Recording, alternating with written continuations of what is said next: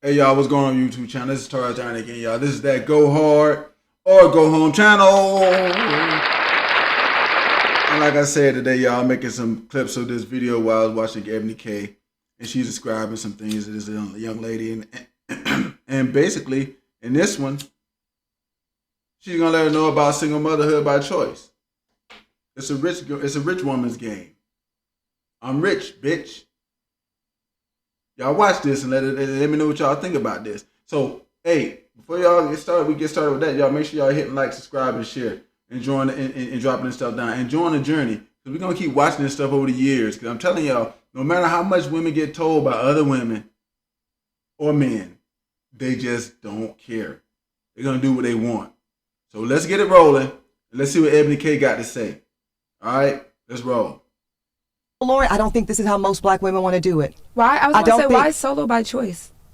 Well, several reasons. Number one, I'm no longer willing to wait to activate my pursuit of motherhood. I'm no longer willing to wait. I've been married and divorced in my late 20s. Mm-hmm. I had also a long-term relationship many years ago. I ended an engagement during the pandemic. I'm ready for my baby. Right. I am ready to build my legacy in this way. I am ready to pour into someone other than me. Finally, it took me a very long time to get here, but when she ready, with you right now, she ready. Okay. Mm-hmm. Now, I don't think that most women, most black women, desire doing this journey alone. That's I don't. Important. It's very important. Yeah. And I know that you mentioned yesterday the egg freezing, so let's talk about that. Yeah. Because I think that is marketed, not just you, Lauren. I think in general, that is in a lot of these comments, right? Well, girl, just freeze your eggs and don't worry about the rest. Nah, that's some bullshit, because I'm here to tell you because I'm living it, right? I froze eggs at 34. I never thought in a million years I would need to use them, right? Mm-hmm. Because why? I was in a loving, committed relationship. These were my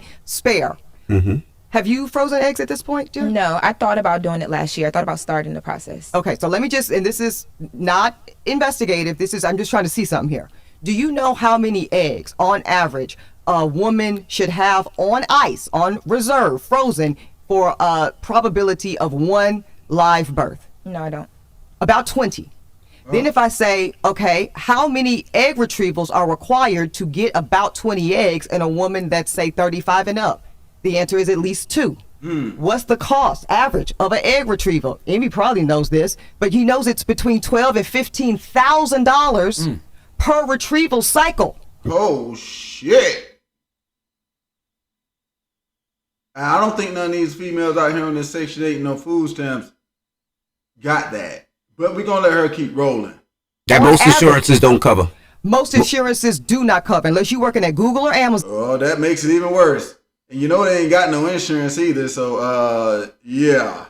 Let's roll. And by the way, you probably need to be married for them to cover it. Otherwise, they consider it elective. Mm-hmm. They don't recognize it as infertility in the way that married couples that struggle to conceive have. So what I'm saying is the egg freezing route, the single motherhood by choice route, the IVF route are amazing technological tools, Lauren, but they are wealthy women tools. Period. Let's be very clear. That's a rich woman option. I'm rich, bitch. You can't do this, but let's roll. If you are, and nobody's more important to me in our society than our educators, right? So let's say I'm talking to my soror who's a teacher in Memphis, Tennessee, who's probably on average making $65,000 to $75,000 a year doing some of the most incredible work of our community. Where's that sister getting $30,000 for 2 retrievals, or even $15,000 for one? And that's before I've done a transfer. That's before I've had a failed transfer and having to do another one, which Envy has experienced, and thank God they had a healthy baby subsequent that naturally. Right. But you see what I'm saying? It's just more to it than just freezing eggs. I get you. I think with that part, for me, I was speaking from my own personal experience. And I think that, like, hearing you respond to it, I can understand your response to what I said. But I think maybe I should have been a little bit more clear, because for me, at that still freeze them though, by the way, because you have money. At that time when I was thinking about doing it, it was because the insurance that I was getting through my employer supported that to a certain extent, where anything like, yes, it is expensive, but I would have been able to figure it out. So I think you should still do it. I don't want that missed here. I'm still encouraging you to do it. I will say I got like scared out of it a little bit, only because fear is not of God. Don't do that. But more so because of what, like, Envy shared with me, what you talked about, like going through all of that and then I'll go with you to not work, right? I'll go with you. We could talk about it. I'm very serious. Okay. I really so I'm saying two things here, and this is important in this conversation, y'all. People have got. I encourage people, I'll say, to hold space for more than one thing at one time. Yeah, that's I am true. saying, and that was my reasoning, right? Because. ahead. Well, first, let me get back to one thing. So then you talked about the people with the resources who are able or not able to do it because of financial reasons, right? Right. And when I heard you say the women in college, because another issue that I agreed with, but some people were like, about was. Because I think What were they like, Lauren? Right. The headlines didn't help, right? Because what the headlines are saying is like, Eboni K. Williams is saying while you're in college, you also should be trying to get a ring to her. Like people, there's a big if, which you acknowledge. I pointed that out because that matters, that right? If that is one of your primary goals, if you choose that. But but I think when you said that with the women in college, I thought about me and my friends in college, right? While we're in college, we don't have the money to do that, but when we graduated, we all became very successful in our careers, financially doing well. We had that resource because we were Black women who took the time to get our education and then apply it to what we wanted in life. So I instantly put those women in that category. So I didn't even think about the people who weren't financially able because I thought that the people that you were speaking to, back to your point of who you were talking to, were women that one day would be able to do it. And the reason why I was like, that's not what I wanted to hear was because I felt like how I've been spoken to is like people will tell you not to do things, right? Because they will say, okay, well, it's going to be financially hard, or where will you get the resources? And it's like, why can't I afford to do it? Like, yeah, but you understand clearly. If I'm not sure for how familiar you are with my content, Lauren, but the folks here in this room that are, everything I talk about is about prosperity and living a first-class American wealthy existence for Black folks. Period. I know that you do that, but when I hear that and I know how people will take it and the conversation will run, some people will take it and the conversation will run, they may not know that and they may not present it that way. So now to me, I feel like I put a dark cloud because now you're like, okay, these women are in college. And then most of I know I'm a Black woman. So when I'm hearing that, I'm instantly like, okay, people are going to use this to be like the Black women who graduate with the degrees. They don't have those options because of A, B, C, and D. Number one being finances, no, it's right? The opposite, and that's not a right? conversation that I don't want. No. So I think that's so interesting that's the way you heard it. I believe that's the way you heard it. But I think that there are also people that hear it the complete opposite way, Lauren, and we have to make the space for that. I hear you saying you heard my commentary in general, and you heard a woman advocating for a glass being half full. Half empty rather.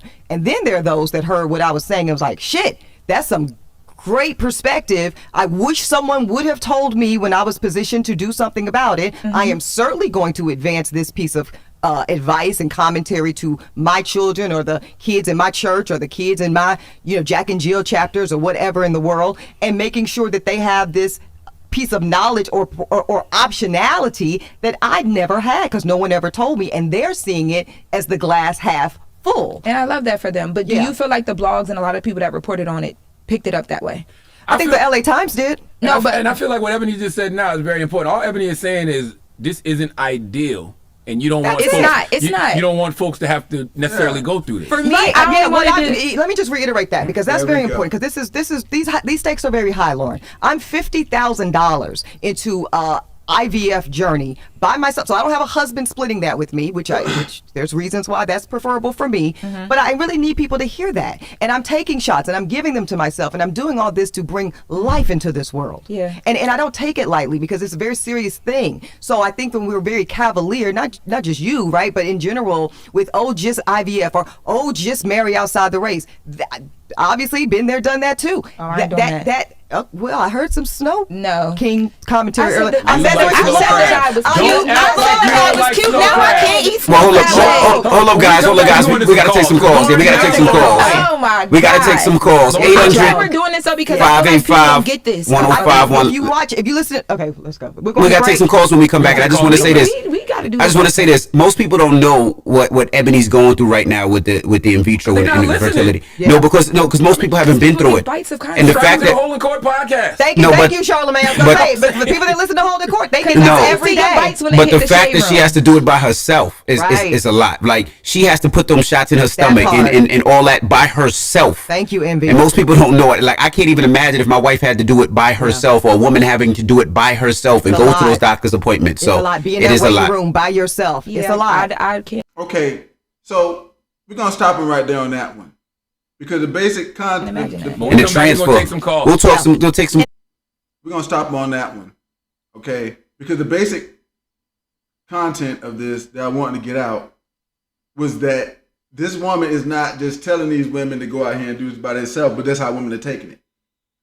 Single motherhood by choice is a rich woman's game. And she just got done explaining that to them. But see, guys, I keep telling y'all, women don't freaking care about this type of stuff. Even this woman is still giving her pushback. But it's a rich woman's game. And if y'all go check out the video that I made, Cheaper to Keep Her, that shows about how women, you know what I'm saying, being in poverty and having kids and stuff like that, it proves this also. So what I want to do is get that one out there today. Y'all got to really start understanding that women are kind of in a messed up position in the way of thinking. And most of them not going to get rich like this. So y'all just need to know that one. But try the comments, let me know what y'all think. This Eboni K. Williams lady is more and more sounding like Kevin Samuels every day. So I don't know what women going to think about that, what they're going to do about it. But this has been Charles Down to y'all. This is the Go Hard or Go Home channel. I'm about to get out of here on this one. But hey, that single motherhood by choice thing is a rich woman's game. And there's a rich woman that's telling women this. And they're still trying to go against it. Y'all got to start understanding this. One of the reasons why I'm making this video right now is so guys can start understanding this type of mentality. So then that way you can be able better to deal with women. All right. So I'm gonna get out on here. Get out of here on this one. Y'all drop the comments and y'all let me know. When I make next video, she took a couple of calls and she had to tell a couple people off, and we're gonna go over some of those in the next video. But what do you guys think about this? And if any women have watched it, what do you think? Y'all drop the comments. Let me know what y'all think. Hit like, subscribe, share, and join the journey. I'm out of here on this one, y'all. This is Charles Down, and this is that Go Hard or Go Home channel. Y'all take it easy. Peace.